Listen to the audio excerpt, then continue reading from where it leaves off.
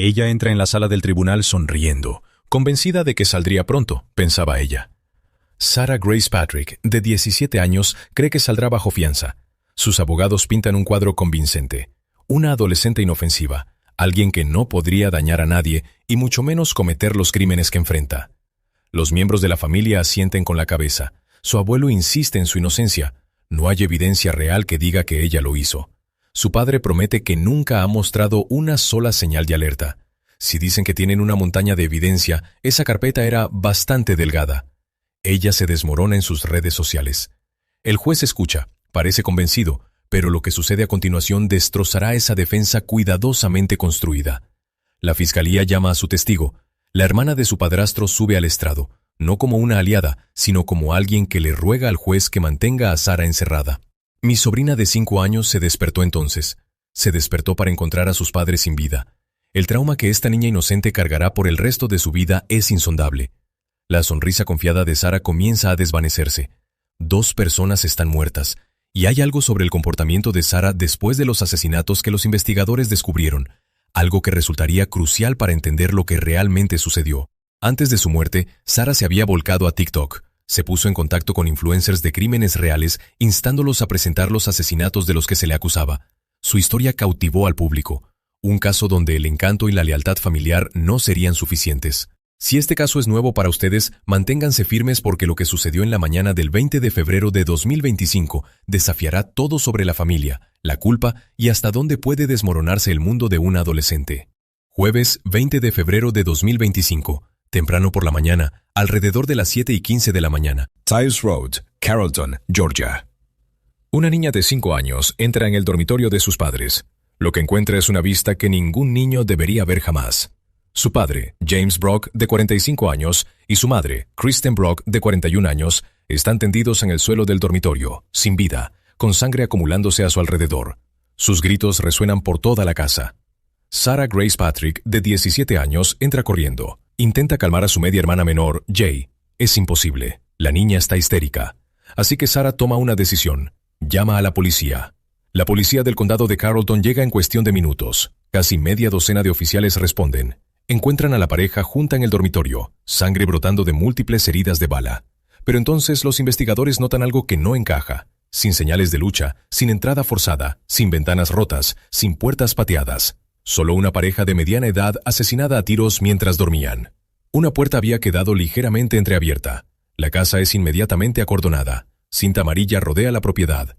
La preservación de la evidencia se vuelve crítica. Los técnicos de la escena del crimen llegan con su equipo.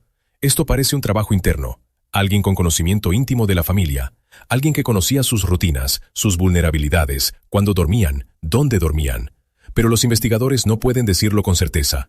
Todavía no. La evidencia necesita hablar primero. El asunto más urgente. ¿A dónde irán los niños sobrevivientes? Los servicios sociales necesitan una respuesta rápida. Caitlin O'Keefe da un paso adelante.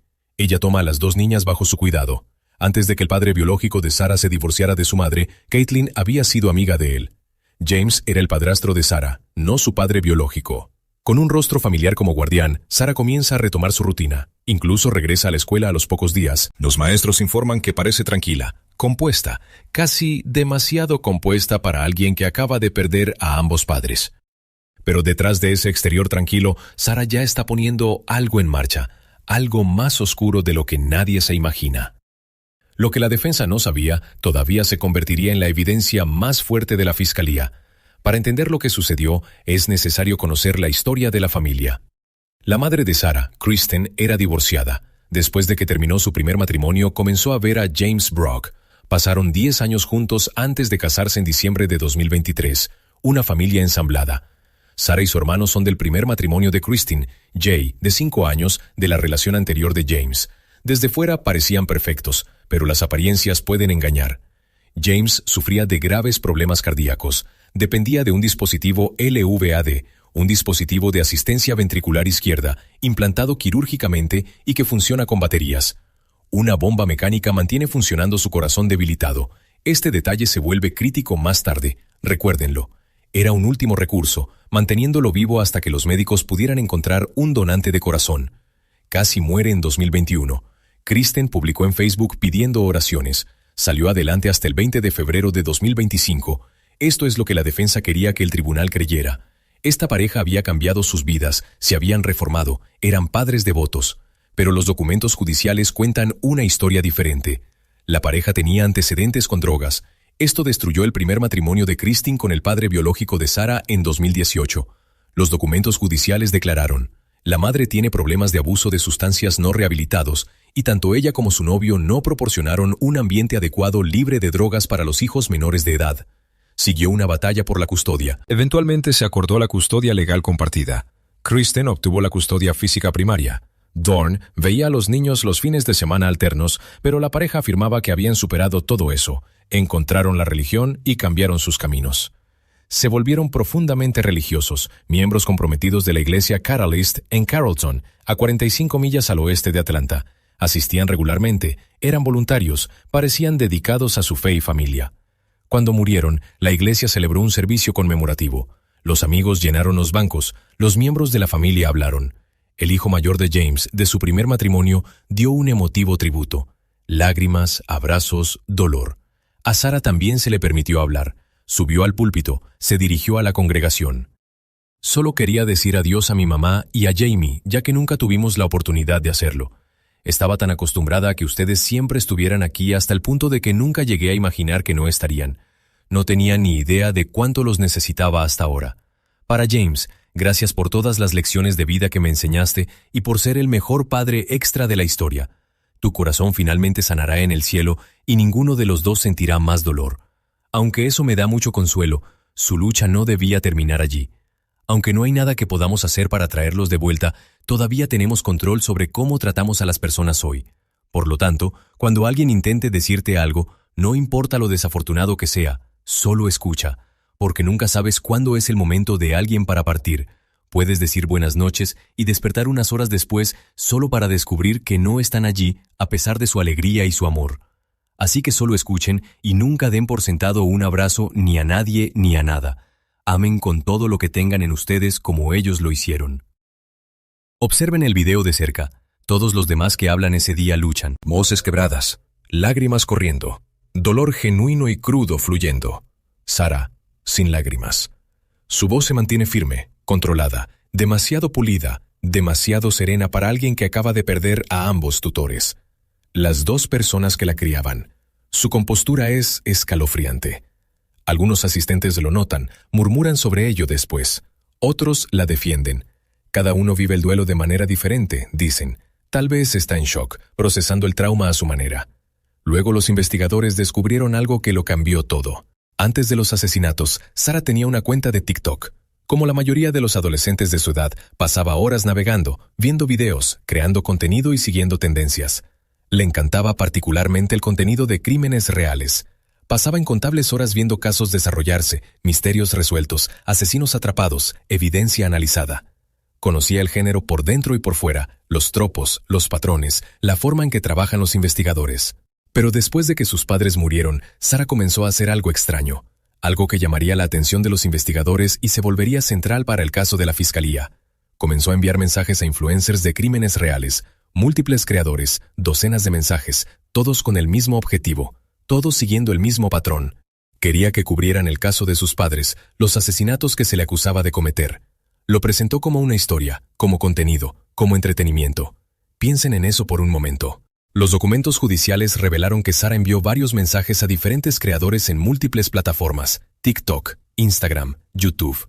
Los mensajes eran inquietantemente similares, casi como si hubiera diseñado una plantilla. Un creador recibió este mensaje de Sarah. Hola, me preguntaba si podrías cubrir el caso del asesinato de mis padres. Es súper interesante y creo que a tu audiencia le encantaría.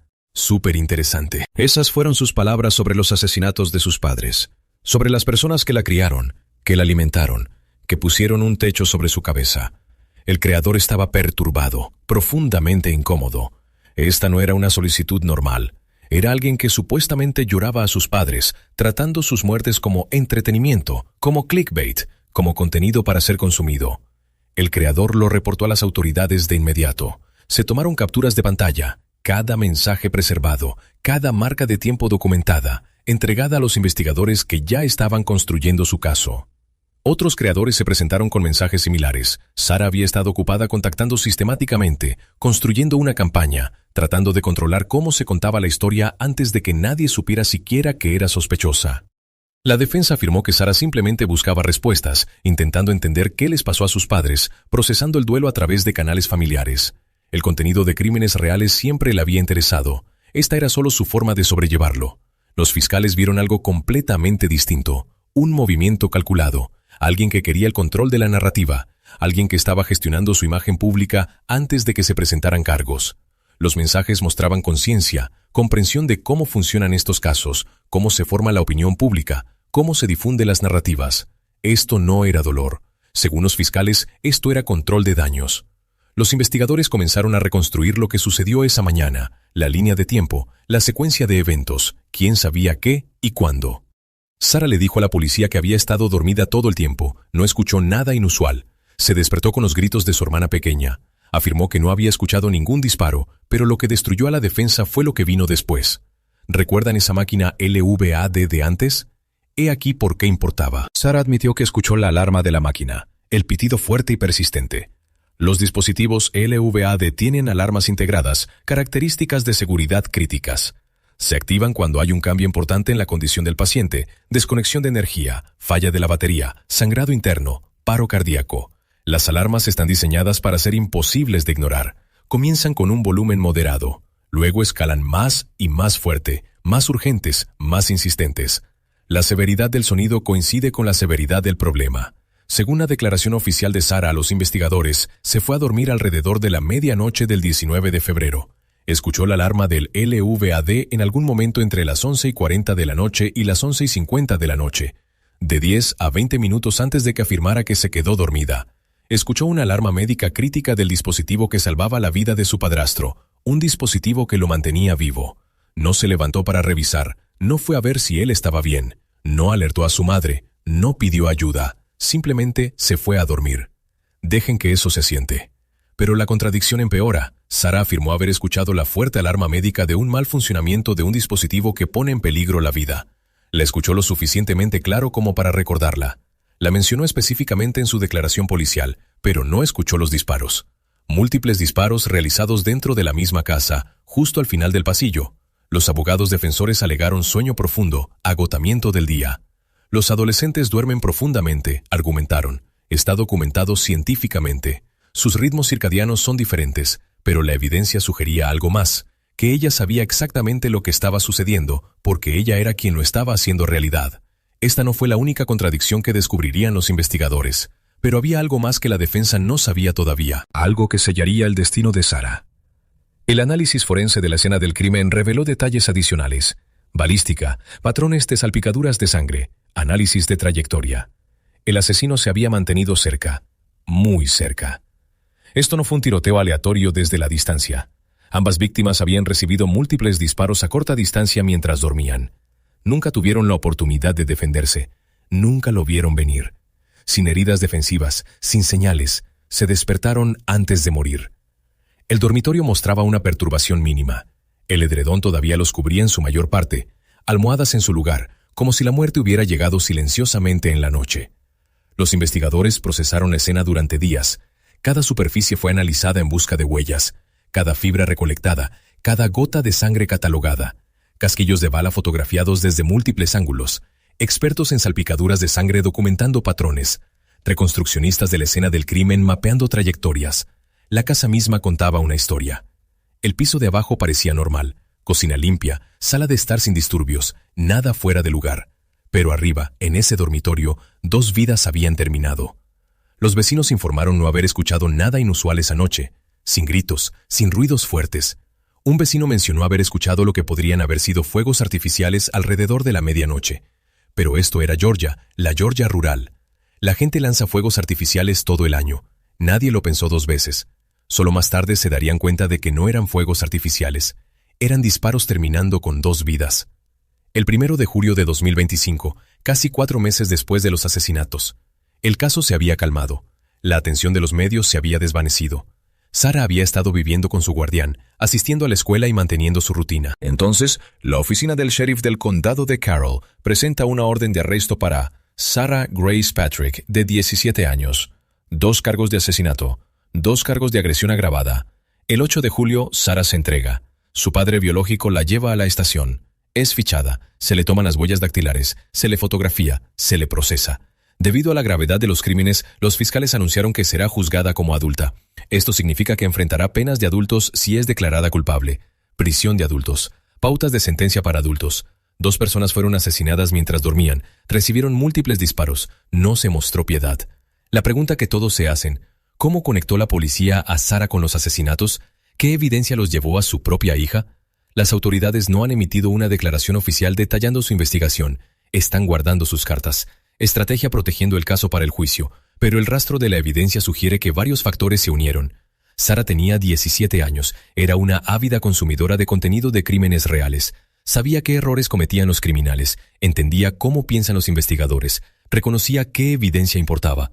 Había visto cientos de horas de videos de crímenes reales, misterios de asesinatos, casos sin resolver, investigaciones forenses, interrogatorios policiales. Conocía los patrones, los procedimientos, los métodos que usan los detectives. Pero saber sobre crímenes y encubrirlos con éxito son habilidades muy diferentes. Teoría versus práctica, conocimiento versus ejecución. Ver algo explicado y hacerlo realmente bajo presión son experiencias completamente diferentes.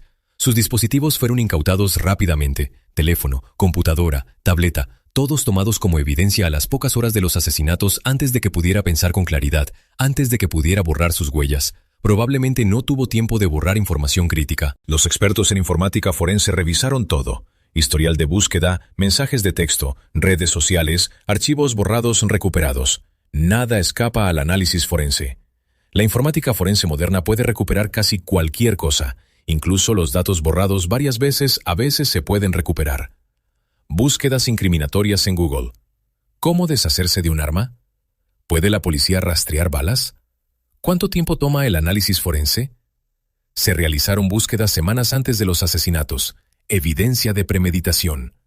Mensajes de texto expresando odio hacia sus padres. Mensajes a amigos, desahogo, frustración, ira, resentimiento acumulado. Desearía que estuvieran muertos. No puedo esperar hasta que se hayan ido.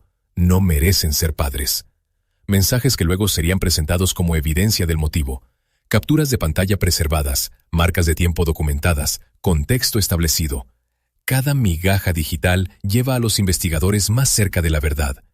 Esos mensajes de TikTok de repente se veían muy diferentes. No desconsolada, no inocente, calculada, manipuladora, intentando controlar cómo se contaba la historia. La policía no ha revelado un motivo definitivo. La información disponible sugiere que los asesinatos pudieron estar motivados por tensiones familiares, conflictos, discusiones, presentimiento acumulado con el tiempo. Un vecino, al ser entrevistado por las noticias locales, compartió algo importante. Kristen le había confiado que tenía problemas con Sarah. Problemas de comportamiento, desafío, discusiones que escalaban. Todo lo que dijo fue que Sarah Grace la estaba desafiando porque no quería estar allí. Quería vivir con su papá. El vecino no dio más detalles. No quería hablar mal de los muertos, pero la implicación era clara. Las cosas no eran perfectas a puerta cerrada. Una pieza crítica de evidencia permanecía desaparecida. El arma del crimen nunca fue encontrada en la escena. La policía buscó extensamente. Cada habitación fue examinada metódicamente. El patio fue peinado pulgada a pulgada. Los bosques cercanos fueron investigados con perros rastreadores de cadáveres y detectores de metales. Se revisaron las zanjas de drenaje, se exploraron las alcantarillas pluviales, se drenaron los estanques locales. Nada. Ningún miembro de la familia poseía un arma registrada. Los registros del condado no mostraron armas de fuego registradas a nombre de James Brock, ninguna a nombre de Kristen, sin municiones, sin caja fuerte para armas, ninguna indicación de que alguien en la casa hubiera poseído un arma alguna vez. Esto planteó preguntas críticas. ¿De dónde vino el arma? ¿Quién la proporcionó? ¿Sabían para qué se usaría? ¿Eran cómplices? ¿Conspiradores? Escenario probable. Sarah obtuvo el arma de una fuente externa. Alguien en la escuela, tal vez un amigo de un amigo. Alguien que vende armas ilegalmente. Las leyes de armas de Georgia son relativamente laxas. Las ventas privadas no requieren verificación de antecedentes, transacciones en efectivo, sin registros, sin rastro de papel. Después de los asesinatos, se deshizo de ella, la tiró a un río, la enterró en el bosque, se la devolvió a quien se la proporcionó, la limpió de huellas primero o lo intentó.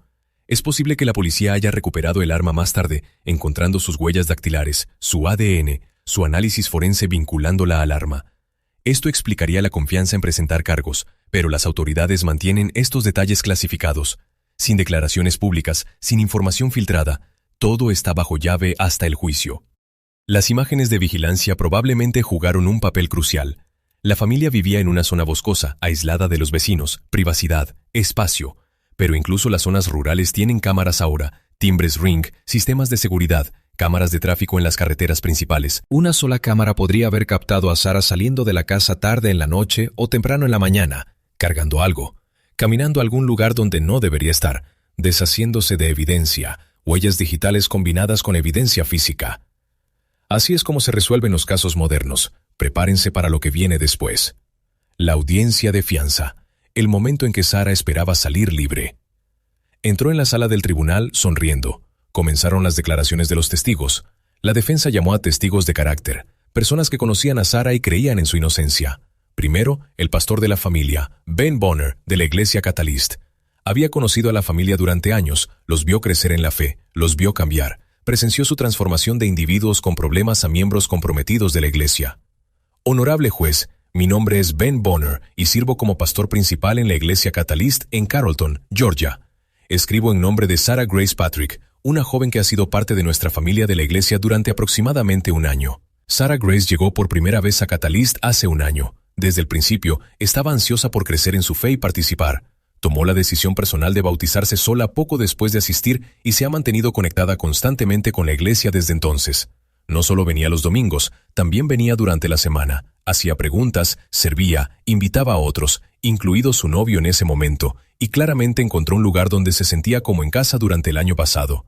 E incluso a través de los desafíos de este año, ella ha continuado asistiendo a los servicios regularmente. Ella y su familia a menudo viajan más de una hora solo para estar con nosotros. He hablado y orado con Sarah Grace muchas veces durante esta temporada.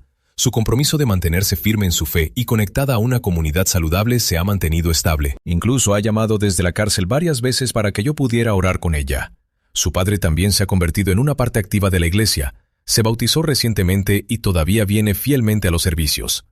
Si es posible y el tribunal lo considera oportuno para concederle la fianza a Sarah Grace, con gusto continuaríamos caminando junto a ella como iglesia. Creemos que tenerla con su familia y la comunidad de la iglesia es una parte importante de su sistema de apoyo. Estamos comprometidos a amarla bien, animarla y ayudarla a continuar en un camino positivo.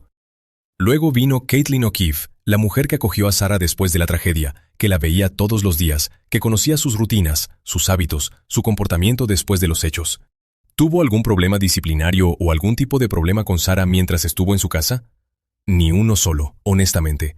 He tenido algunos adolescentes, uno que me dio problemas, y Sarah fue un placer. Fue fácil. O'Keefe testificó: no he visto ninguna indicación de que esta chica pudiera hacer de lo que se le acusa. No ha sido más que amable y cooperativa. Ayuda con la cena, juega con los niños más pequeños, hace sus tareas escolares. Parece cualquier otra adolescente pasando por una tragedia terrible. El testimonio parecía sincero, sentido. O'Keefe creía genuinamente en la inocencia de Sarah.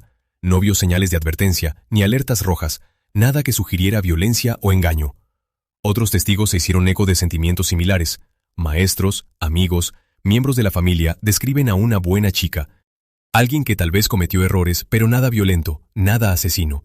Una adolescente normal, tal vez preocupada por su situación familiar, tal vez portándose mal a veces, pero no una asesina. Un maestro testificó sobre el comportamiento de Sarah en el aula. Tranquila, atenta, entregaba las tareas a tiempo, participaba en las discusiones, ayudaba a otros estudiantes. Nunca ningún problema disciplinario, nunca ningún comportamiento preocupante. Una amiga testificó sobre su relación, años de amistad, fiestas de pijamas, sesiones de estudio, cosas normales de chicas adolescentes, compras, películas, redes sociales, nada que despertara preocupaciones. Sarah parecía normal, incluso feliz, al menos en la superficie. La defensa de Sarah estaba cobrando impulso. El juez escuchaba atentamente, tomando notas, considerando cada palabra del testimonio. La mesa de la defensa mostraba un optimismo cauteloso. Tal vez esto funcionaría, tal vez se concedería la fianza. Fue entonces cuando la fiscalía reveló algo que lo cambiaría todo. El tono de la sala del tribunal cambió por completo cuando Kim Bowling subió al estrado. La hermana de James, la familia de la víctima, está hablando.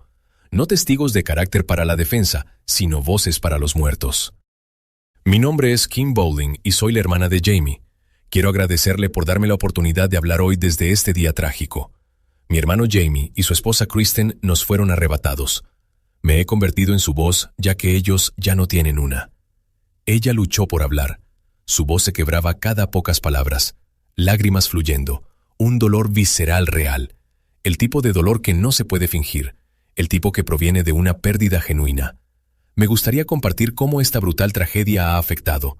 No solo perdí a mi hermano, sino también a mi cuñada de la manera más horrible imaginable. Todas las noches me quedo despierta sin poder dormir, atormentada por el pensamiento de lo que mi hermano Jamie y Chris experimentaron en esos momentos finales, con la posibilidad de que estuvieran despiertos cuando la acusada entró en su habitación con un arma e imagino su terror en sus últimos alientos. Según el testimonio del tribunal, Bowling describió cómo el asesinato de su hermano había devastado a su familia. ¿Cómo crecerían sus hijos sin un padre? ¿Cómo los cumpleaños y las vacaciones quedarían para siempre marcados por su ausencia? ¿Cómo su madre perdió a un hijo? Como todo su mundo había sido destruido en un acto violento. Habló de James como persona, no solo como víctima. Un hermano que la llamaba semanalmente, un tío que mimaba a sus sobrinas y sobrinos, un hombre que luchó tanto por mantenerse vivo a pesar de su corazón debilitado, que soportó cirugías y dolor e intervenciones médicas, que quería vivir, ver crecer a sus hijos, conseguir ese trasplante de corazón, tener más tiempo.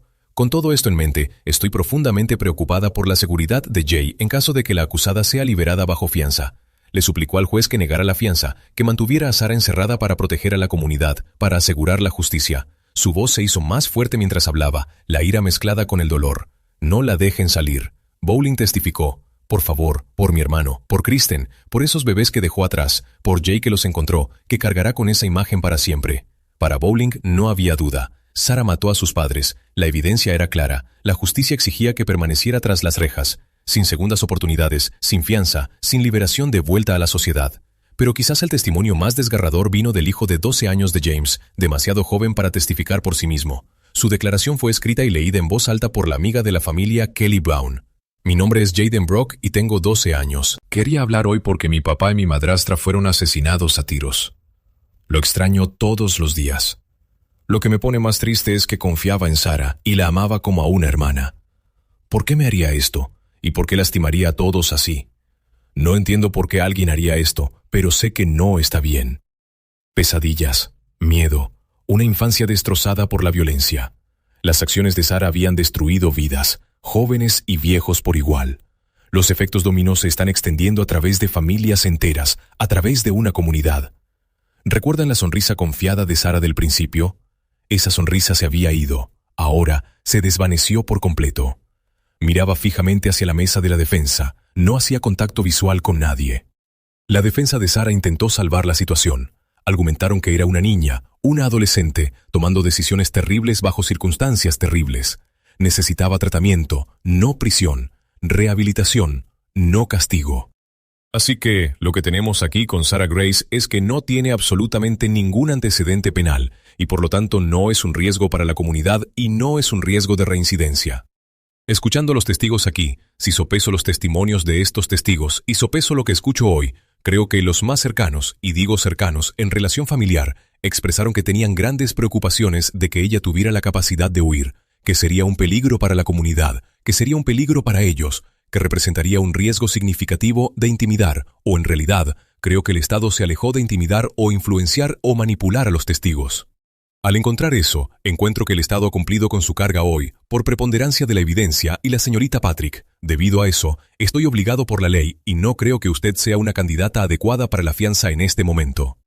Después de escuchar todo el testimonio, el juez tomó su decisión. Fianza denegada. Sarah permanecería en la cárcel del condado de Carroll. Sin liberación, sin arresto domiciliario, sin monitor de tobillo, detención completa hasta el juicio. Los cargos escalaron a 2 cargos cada uno de asesinato con malicia, asesinato por delito grave, agresión agravada y posesión de un arma de fuego durante la comisión de un delito grave. 8 cargos en total. La defensa alegó problemas de salud mental, capacidad disminuida, una adolescente con problemas que estalló bajo presión. Necesitaba ayuda, no condena. La fiscalía señaló los mensajes de TikTok, la planificación evidente al deshacerse del arma, el comportamiento calculado después. Esto no fue un error momentáneo, esto fue deliberado. El contraste era marcado. Dos versiones completamente diferentes de la misma persona. Una pintaba a una víctima de las circunstancias, la otra a una asesina calculada. ¿Recuerdan esos mensajes de texto a influencers de crímenes reales?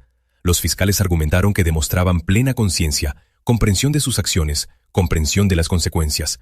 Sabía exactamente lo que estaba haciendo cuando se puso en contacto.